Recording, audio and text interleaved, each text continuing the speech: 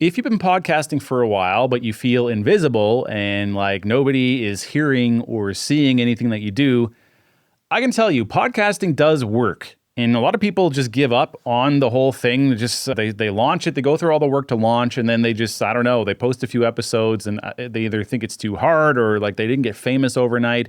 They just let it die off. And I've said this so many times over the years. Don't even launch if you're going to do that. If you're not going to commit to at least a year of podcasting, don't even launch. What was the point? You're not going to see results in that short of a time frame. But lo and behold, I've launched so many people over the years. They just stop. I've tried to help them, and maybe it's my fault. Maybe I should have went to their house and knocked on the door. But I reach out, try to get them set up for success, put the systems in place, whatever I could do to help, and they just stop. So I don't know. I still don't have an answer at this point, but let me tell you that it does work. We work with a ton of clients who are getting great results. They've been doing it for a long time. Their businesses, many of them, they only do marketing via podcasts. They don't do anything else. Just the podcast that they've built up brings them in enough clients.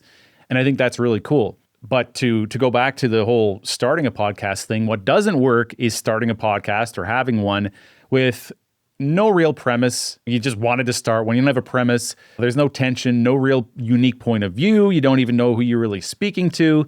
That is a waste of time. You haven't given strangers any reason to care. The podcast is only going to work if you give them a reason to care. You've got a strategy behind why you're doing it.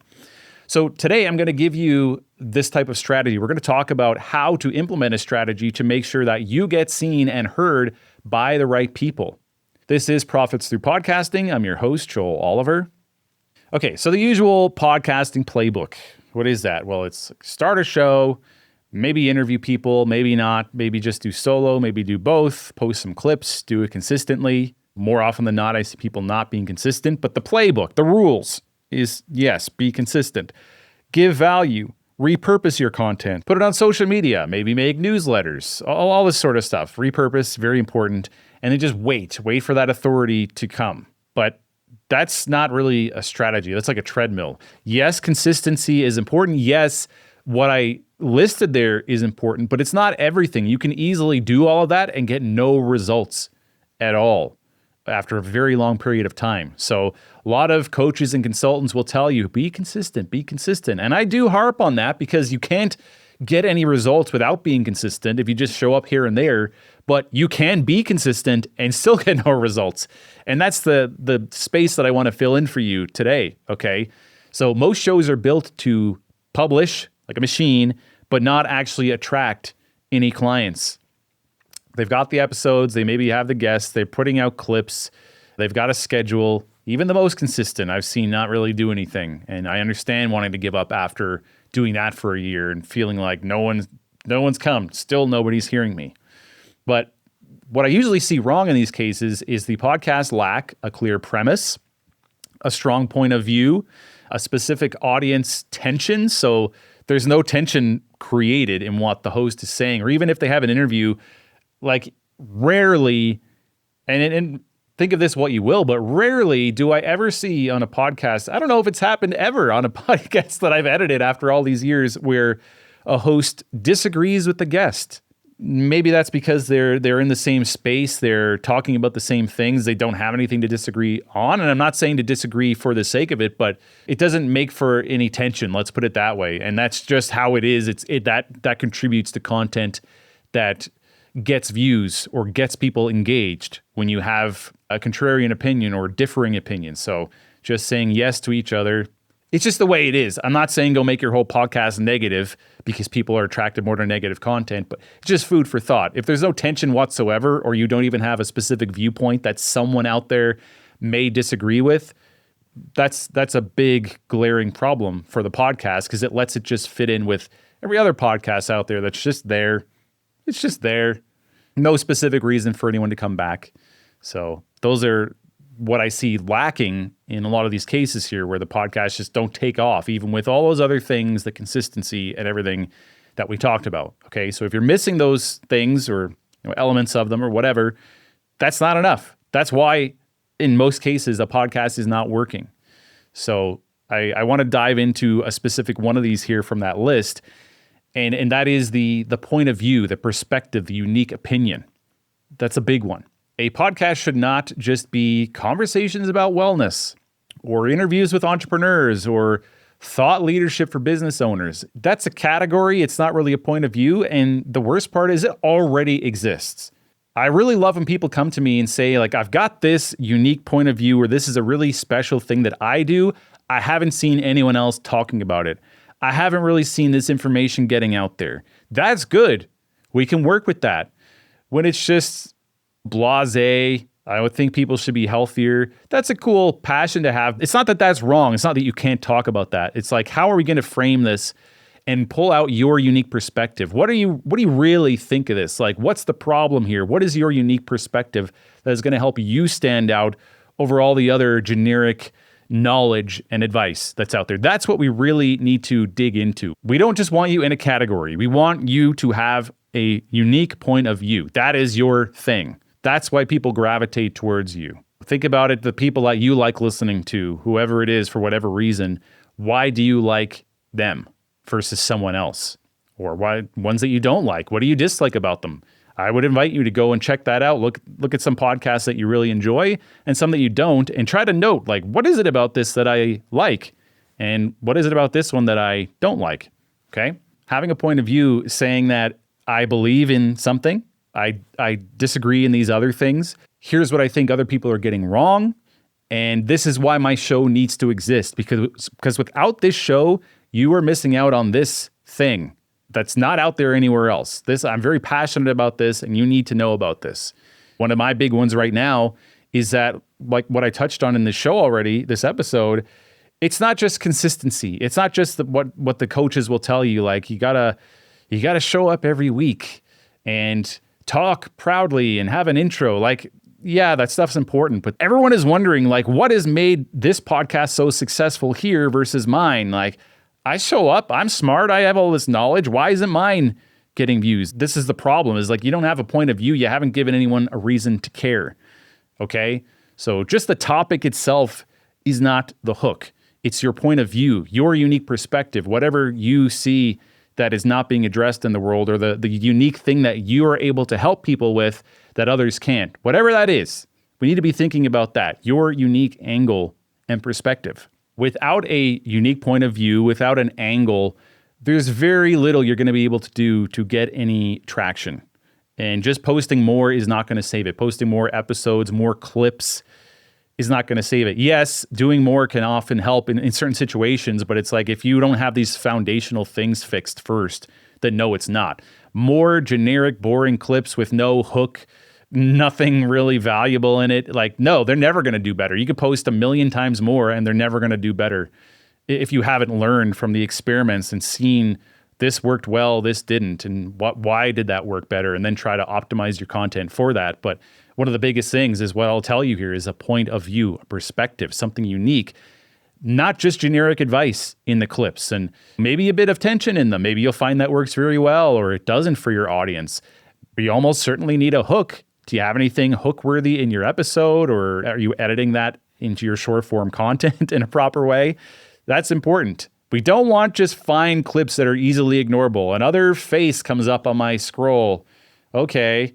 And like takes you 30 seconds to get into whatever it is.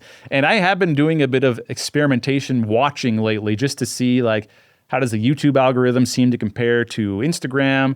What's on here? What's it suggesting? And there's some, because it tests content, as I've mentioned before. It puts stuff in front of people to see if it hooks them or not. And if it doesn't, then it dies.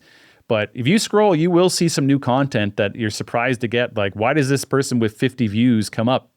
Well, it's testing to see if it's good. And I saw one recently, and this woman was just telling a story like, I'm really not sure about this. So this week, I mean, some crazy things happened, and it's just, there was no hook. And I'm thinking, why is this on my feed? Why is it showing it to me? And I see, oh, it's a new piece of content that's about to go just die in the void of short form because it's dull, it's boring. And she was on my screen. She had me there ready to get hooked, ready to share whatever it was. And the content just wasn't formatted properly. I don't know what she might have said later. Maybe she was giving away $1 million. I don't know, because that initial little bit didn't hook me. Okay, so we can't be putting out stuff that's easy to ignore because it gets ignored. Okay, so if you're promoting this way and you're repurposing your episodes, which first of all had no strategy, and you're just extrapolating that further. Like, why are my short clips doing well? Why are my episodes of the podcast doing well? You took something that was boring and then you just put it in more places. We don't want to do that. We need to fix that at the core, at the level of you. Like maybe even before the podcast episodes, like you. And I talked about in a couple episodes back in this kind of little relaunch we did here, like how I feel that I've been showing up in a boring manner. I've been boring. I just turn the camera on and I'm boring. But off the camera, I'm perfectly fine. Why can't I show up like that? So we need to fix things like that. You know, if you're turning on your podcast and you're just being just too milquetoast, no opinion on anything, it's just, we got to resolve that first. It's not even like it's the episode's fault. It's your fault. So we got to pull on that thread to figure out what do we need to do here. And it may not just be like, you know, I've had people come, I need to make my podcast better, or I want to spend money on ads. Well, wait, let's uncover 5 steps back. Okay, this is not going to work. So we need to do this first. As I talked about in that same episode, is like, this is why I want East Coast Studio to evolve, so I can help people dig into that and not just let them get content edited that's not that good. We just do their editing and then their business shuts down 3 months later because they had no strategy. I want to be involved in that. I want to help them succeed. Okay, so back to what we're talking about here, the podcast strategy. What does it need? What is a real strategy answer? Well, what is the podcast supposed to do for the business? Like, unless you're doing it as a hobby, in which case you probably wouldn't be here because you're not interested in making money or making it better. What is the point of having the podcast? If you got a business attached to it or you're trying, what can it do or what should it do? Should it build trust, or do you need it to build trust? Are you trying to attract better fit clients? Are you trying to build authority? So in that, maybe clients is not the goal as much as just having content out there and letting people see it and maybe getting speaking gigs, you know what I mean? So the clients aren't necessarily your goal. Is it supposed to support sales conversations so people already know about you and your offering, and when they show up on a sales call, they've got a bit of an idea? Are you giving it to patients in your clinic so they can get some more information from you that you didn't have the time for in person? Are you trying to open doors and network? What is the strategy here? You know, what are the goals? We want to think about that. And then beyond there, who is it for? Once we have that first bit established, who is this podcast for? And it's not just like people interested in the topic, moms. We want to think about this in a real detailed way. The actual specific buyer, client, or community with a real problem, your best fit clients. If you could think about some of the people that you've worked with and you thought that was such a great fit for my business, or you had a sales call with them. They've got money, they're in need, they vibe well with me, they're exactly the type of client I want and need to work with and can help. Who are those people? And then, why should those people care? What tension are you naming, or what pain are you naming in your marketing and your content that makes them go, oh, this person, this business, this podcast absolutely understands me. I need to work with them. Because you're saying something that really resonates with them, or something that their competitors are not saying. So they just think like, this is the one. And that's not just a niche. It's not just like moms with 3 kids. It's more than that. You really need to hone in and understand their pains and talk about those. And then with all that, how do we take that show and turn that attention, get the attention, and then turn that attention into trust or whatever you're trying to do? So we've got the episode strategy, the packaging, how we're actually putting that out there, the production, does it look high quality? The clips that we then publish, are they working in a manner that is going to bring people into you, the right people, or are they just going into the void? Your calls to action. What are you actually asking people to do next? What is the service you offer or the lead magnet you want them to sign up for? A lot of people don't have any kind of call to action in their podcast. So that is important, that path from listener to client or whatever it is that you want. We touched here in the beginning of this section on what type of goals you might be trying to achieve with your podcast. In a lot of cases, it's clients or sales, but not always. So let's highlight the uncomfortable truth here. that a lot of podcasts are working only in the sense that it's like they exist. They show up, they have a topic, they publish, they make the content, they check that box, did the podcast, but the content is just not really doing anything. And then we get a year in and realize, oh, I've not gotten any momentum. There's no real trust built, no demand, no client conversations. What did I do wrong? Maybe this whole DIY thing just became a whole lot more expensive because I thought I could do it myself. I thought I knew what I was doing. I would just fire out this podcast and nothing happened. I remember that guy Joel sent me an email a year ago about the strategy, and I said, no, I don't need help. And now here we are. Okay, it's never too late to change that. But if your podcast is just a thing that you upload to and it's got no strategy or like clear light at the end of the tunnel, like this is going to bring me results in X number of months, or I can see the data that it's improving. If it's got none of that, that is not a growth channel. It's not going to be. It's just going to be a habit that you perhaps give up, as I mentioned, many people do. You just stop. It's like, okay, this is not working. Let me go fumble around and try something else for a while that's also not going to work, and never actually figure something out and commit to it. So the better way to handle all of this is to stop treating podcasting as the strategy. It's the container. It's like it's a vessel that you're going to use, but it's not the strategy. That comes before the podcast. We need to understand a lot of things first before we expect anything of the podcast. So your premise, your point of view, the business role there, the packaging, how we're formatting it, perhaps tension. All of those things are part of the strategy. And once you have those in place and you're comfortable on camera and you can go out there and be bold and present your opinion and what have you, then the podcast begins to work. But it is only a container for you. Okay, the strategy cannot be have a podcast, because I could tell you a lot of people have a podcast, and a lot of people have podcasts that don't get a drop of attention. And you don't want to be in that category. And if you feel like you have been, you don't want to be in it any longer. Okay, so podcasting can work. It will work, but only when the show and the whole strategy is built to attract people from the ground up.